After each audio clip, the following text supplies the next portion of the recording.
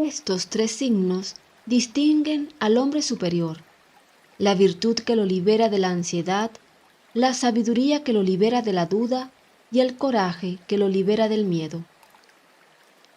Confucio desarrolló una filosofía moral cuyo objetivo era sembrar paz y armonía en la sociedad. Hoy en día, sus enseñanzas siguen siendo relevantes. Primero, ignorancia.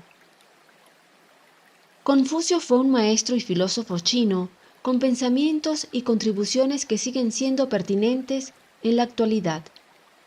Viviendo en una época llena de conflictos y guerras, desarrolló una filosofía basada en principios como el respeto, la bondad y la honestidad. Además, defendió que la educación era el mejor camino para crear una sociedad pacífica. Rompió con la tradición de que solo los nobles debían tener acceso a la educación y dedicó gran parte de su vida a enseñar valores humanos. Su legado fue tan grande que sus seguidores fundaron el confucianismo, un sistema ético que ha sido practicado por millones de personas. Para Confucio, una persona virtuosa siempre está cultivando su intelecto a través del estudio y sus acciones siempre están guiadas por valores morales. No consideraba el conocimiento como un fin en sí mismo, sino como un camino constante.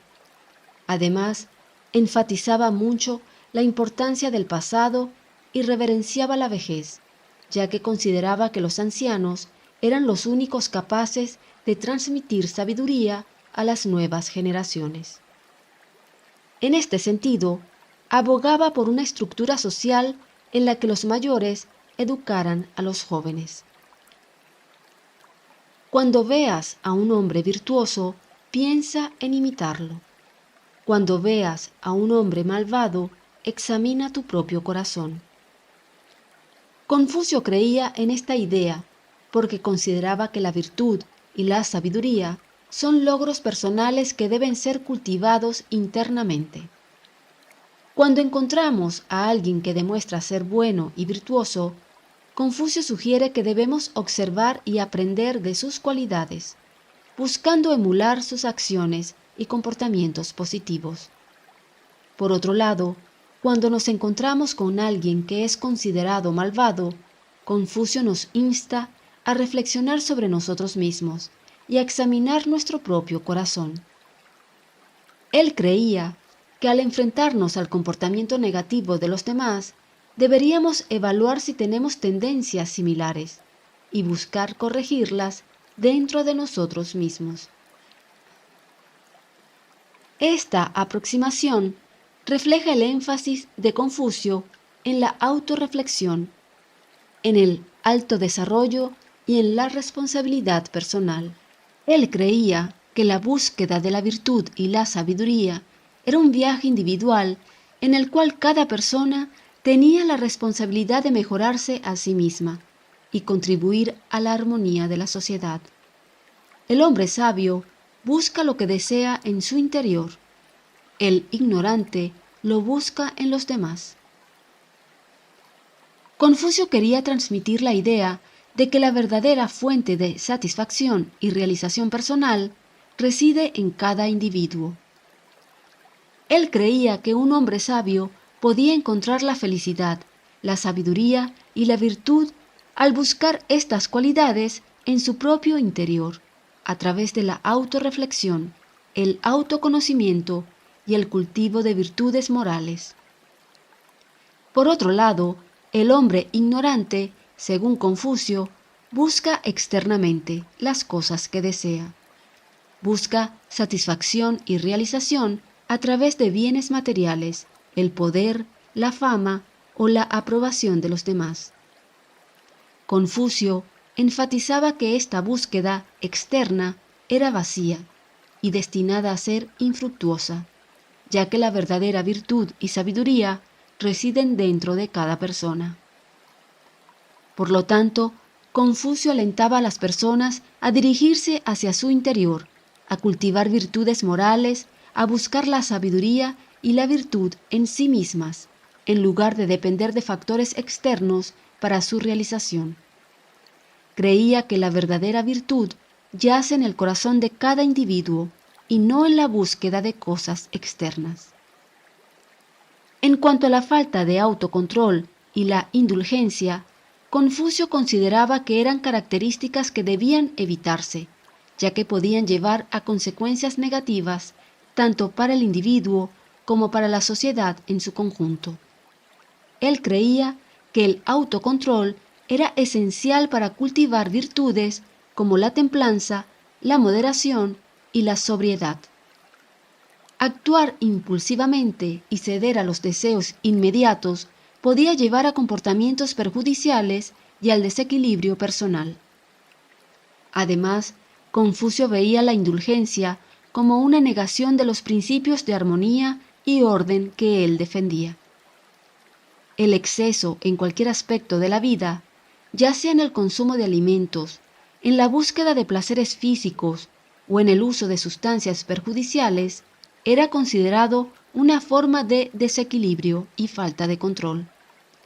Confucio enfatizaba la importancia de la moderación y el equilibrio como senderos hacia la virtud y la armonía social. Creía que la búsqueda de la moderación ayudaba a evitar extremos y a encontrar un camino más equilibrado y saludable en la vida. Evitar la falta de autocontrol y la indulgencia era fundamental para seguir los principios confucianos de armonía, equilibrio y virtud. En cuanto a la cita, aquel que no puede controlarse a sí mismo, ¿cómo puede gobernar a los demás? Confucio creía que un líder, ya sea en el ámbito gubernamental, familiar o comunitario, debía tener la capacidad de ejercer autoridad sobre sí mismo, antes de poder ejercerla sobre los demás. Para Confucio, un líder debe ser capaz de controlar sus propias emociones, deseos e impulsos, a fin de tomar decisiones sabias y actuar de manera justa. Un líder que carece de autocontrol corre el riesgo de ser influenciado por sus propias pasiones e intereses personales, lo que puede llevar a decisiones impulsivas, injustas o perjudiciales para aquellos que están bajo su liderazgo.